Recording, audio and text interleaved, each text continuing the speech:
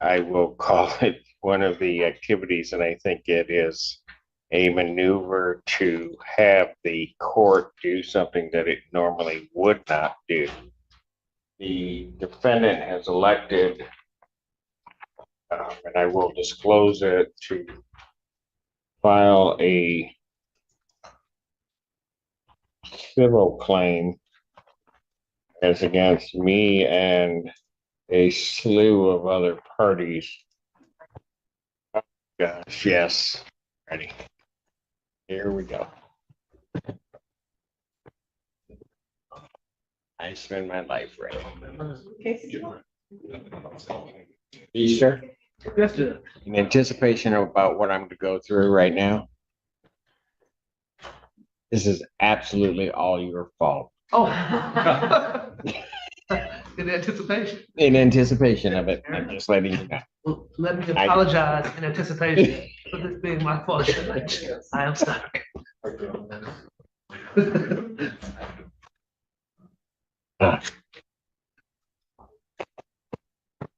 Court does call the case of the People versus Daniel Magoo.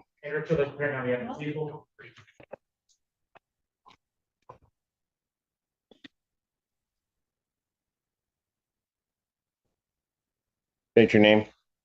Daniel Magoo. All right. What are we doing on this today?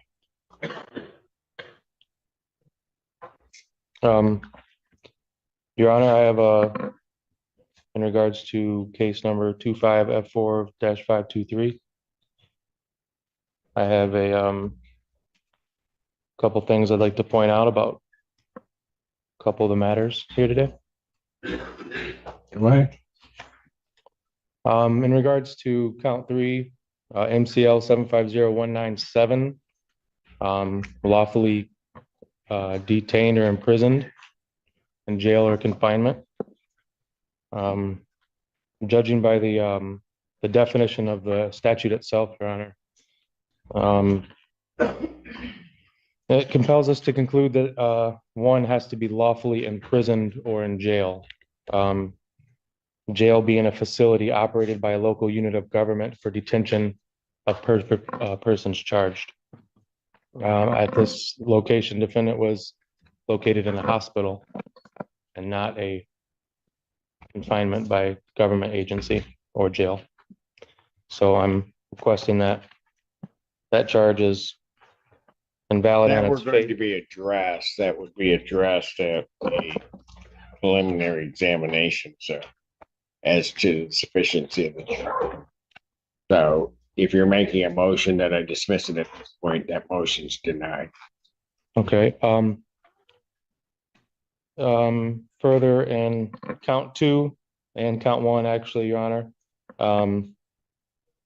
both of these were, I don't know the procedural process or when it should get raised, but both of them are Fourth Amendment violations. And furthermore, on count 2, MCL 257.904, that the license of the defendant was revoked or suspended, given the statute as well, Your Honor. That would require the prosecutor to prove that the license was revoked or suspended at the time of the arrest, and that defendant was notified, and that the defendant operated a vehicle on a highway or roadway. I challenged the prosecutor to prove all 3. Sir, Yes, you sir. wish to have a preliminary examination in this? I'm making sure we're prepared for it, but yes. What'd you say? Making sure we're prepared for it, but yes, I am. What are the other options? I'm requesting that all the charges are dismissed, a motion for all dismissal on all these charges. They're not going to be dismissed. No, okay. So if you want a preliminary examination and make your arguments, then it might be that they would be dismissed at that point, but they're not going to be dismissed on an oral motion before this. Ms. Lobby has let me know that all paper discovery has been sent to Mr. Magoo in the jail. There are USB drives with video. A number of agencies were involved in the Michigan State Police case, so they responded to assist. I believe she has obtained all of those videos, and those will be sent interdepartmental to jail staff to serve on Mr. Magoo, and I expect those to be in the interdepartmental mail tomorrow. Got it. Okay, so we're not ready. He hasn't gotten the He video. has all video discovery, but he does not have all video discovery. I expect that'll happen. So I'm not sure. So, Mr. Magoo, are you going to have an objection to an adjournment so that you can see all of the discovery that they have prior to setting this for preliminary examination? Your Honor, I didn't know what hearing I was prepared for today. I was preparing to cross-examine the officers today, with or without the video evidence. So, given that that's not the case and the officers are not here, I would like a speedy trial. I would like to invoke my right to a All right. speedy So trial. you want your preliminary examination. Those are coming down to the jail to him. I expect that you would have them early next week, so if the court follows its normal setting for preliminary examination, I would expect. I would set it for the 19th and then Have them in well. he'd have them well in advance, and I guess I'll do it that way. Prior to setting the preliminary examination, it's being a critical process, a couple of things that the court wants to do. Mr. Magoo, starting in case ending in 0979.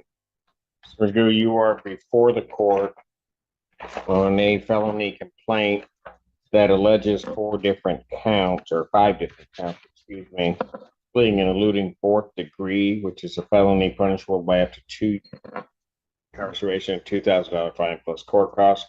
Count 2 is operating an unregistered vehicle, which is a misdemeanor, punishable by up to 90 days. Operating without security, which is a misdemeanor, punishable with not more than 1 year or less than a $200 nor more than $500 fine plus court costs. Count 4, operating while license suspended, denied, and or revoked. That is a misdemeanor, punishable by up to 93 days. $500 fine plus court cost, and your vehicle would be subject to mobilization. Count 5 is refusal to obey a lawful traffic order of a police officer. That's a misdemeanor, punishable by up to 90 days, $100 fine plus court cost.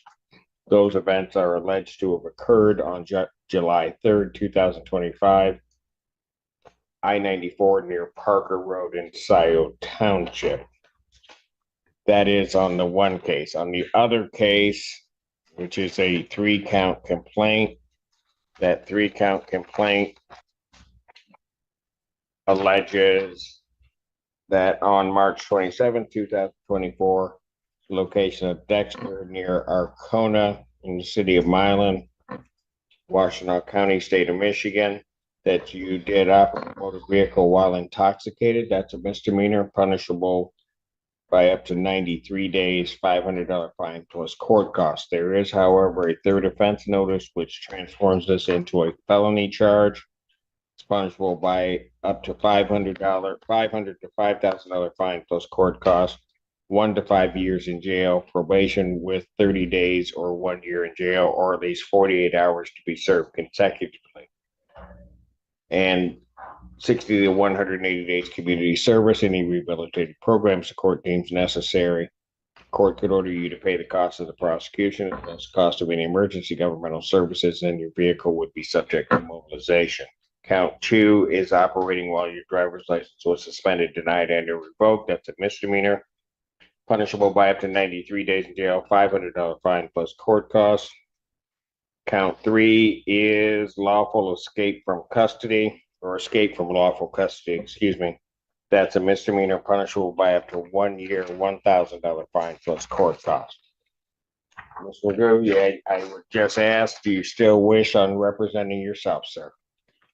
Your Honor, I do, I will. I have requested assistance given that I am incarcerated and I have no way to.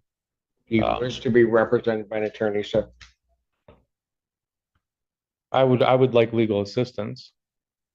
What do you mean by that? Would you like to be Well, represented by? I've called the Well, Mr. prosecutor. Magoo, we go through this every time. So here's what I'm going to do. I'm going to advise you that there are great perils in representing oneself. I've told you about that before on numerous occasions. That I would treat you the same as I would treat anybody else. You would have to know the Michigan court rules. You'd have to know courtroom procedure, and that you would be treated the same, not any more favorably, not any worse, as you would go through these proceedings. If you wish to represent yourself, you may proceed with the court's admonishment. I've advised you as to the penalty, the charges, the maximum penalties. I will now ask you the question, and I'm not going to just keep going around and around in circles when I ask you this question. Do you wish to be represented by counsel? If you wish to be represented by counsel, this court will ensure that counsel is appointed to represent you. If That is a yes or no. I would like legal assistance, yes, Your Honor. I'm going to take that as your request for counsel, is how I'm going to take that. And so these two cases now become public defender cases. Thank you, Judge. Torture Feaster, Assistant Public Defender on behalf of the defendant. I believe Your Honor has already agreed to set it for examination. I will set, he's asked for examination in the case, and so I will set these for preliminary examination. Okay. Well, Your Honor, I would ask, given that one of these cases, in regards to the March 27, 2024 case, there is an undue delay. It's been over, I think, 390 some days since the warrant was requested, and this triggers due process violations under U.S. versus Levasco, People versus Bassard, People versus Rosengreen, and procedural unfairness, Sixth Amendment violations. And I do request that the prosecutor provide provide information in regards to the three-pronged test under People versus Hernandez. One of them, first test being the explanation for the undue delay for 390 some days. The second part of that test being to prove that the delay was not deliberate. And then the third part of the delay or the prong test is to make sure that there was no undue burden on or prejudice on the defendant. And in that regards, Your Honor, I also am requesting that I do have due process 14th Amendment rights as well as 8th Amendment rights. And a lot of these are facially invalid. A lot of these charges are facially invalid. And I'm just requesting that the court grant a personal reconnaissance on my behalf. And for both of these charges, being that we're looking at really just misdemeanors, $500 misdemeanors. So I think he's requesting, Your Honor, amend his bond, and he's requesting the release, Your Honor, PR bond. A response from the people regarding his bond. The people would ask the bond to continue, and he also had a bench warrant failed to appear before the judge's place. So Yes. that warrant would also, with respect to the other, I'll wait. If there are pleadings filed by the defender's office, our office will respond to that. And I guess my one remaining point would be, with the court's appointment, Eastern and Public Defender's Office, I will make sure that the digital discovery that I referenced is served on the Defender's Office. Yes. Thank you, Judge. We will review that with our client once we receive it. So he's asked for a preliminary examination, and I realize where this may be. My understanding is that he is still being held, regardless of what the bond would, in this case, he's being held without bond in Judge Slay's case. That's my understanding.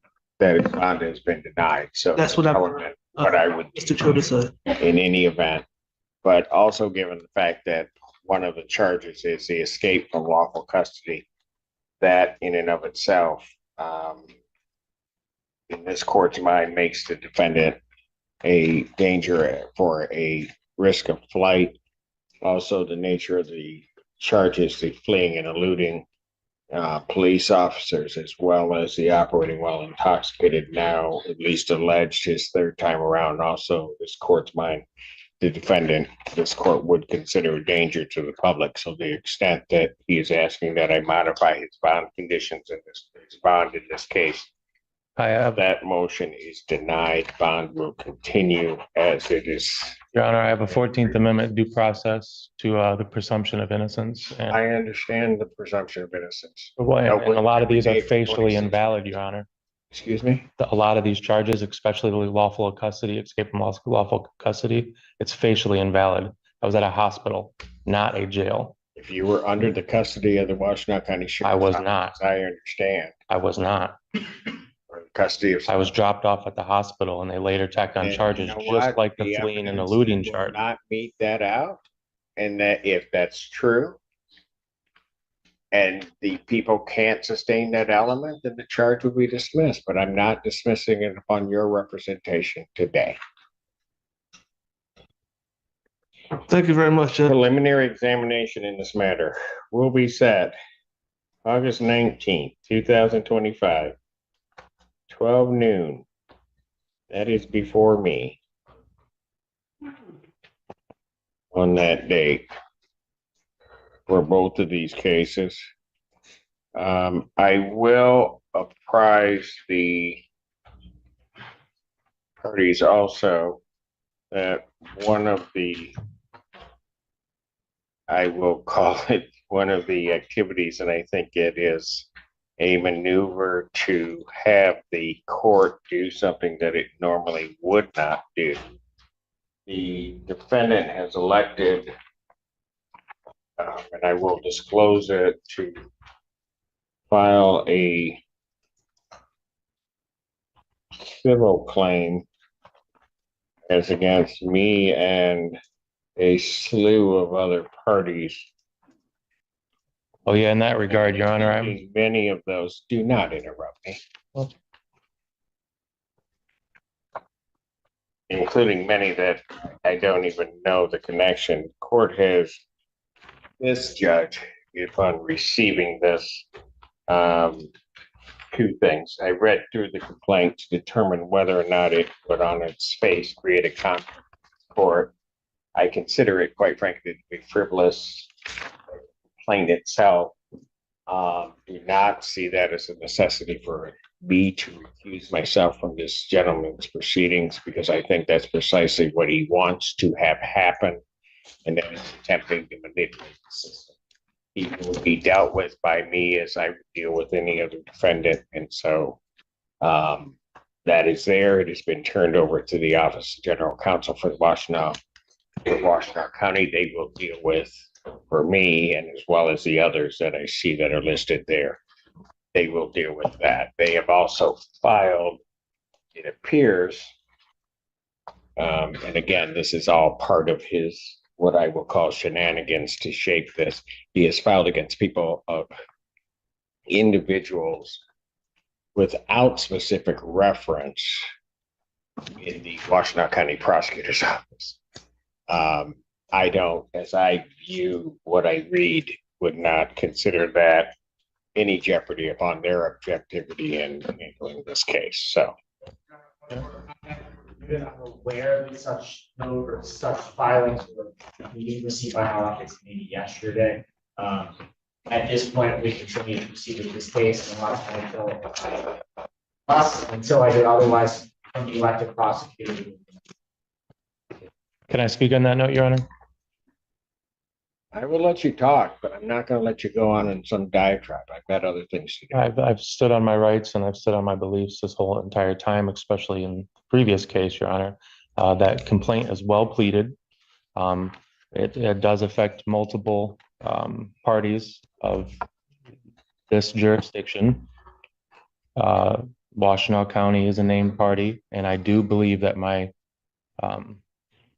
impartiality and bias will be affected here, as it was in the past before this complaint. Venue, you may file that in writing, but to the extent you are raising no motion for change of venue, denied. Thank you very much, Judge. Bond will continue. Thank you. Somebody be able to continue. Appreciate it.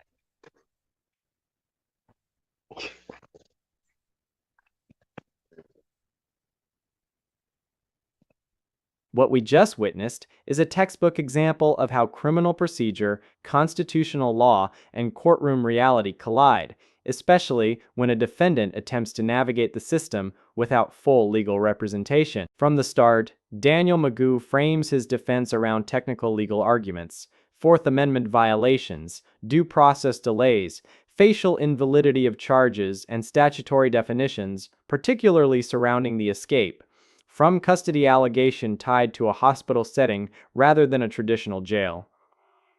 These arguments aren't inherently frivolous on their face. In fact, many of them are legally recognizable issues, but timing and procedure matter, and that's where this case turns.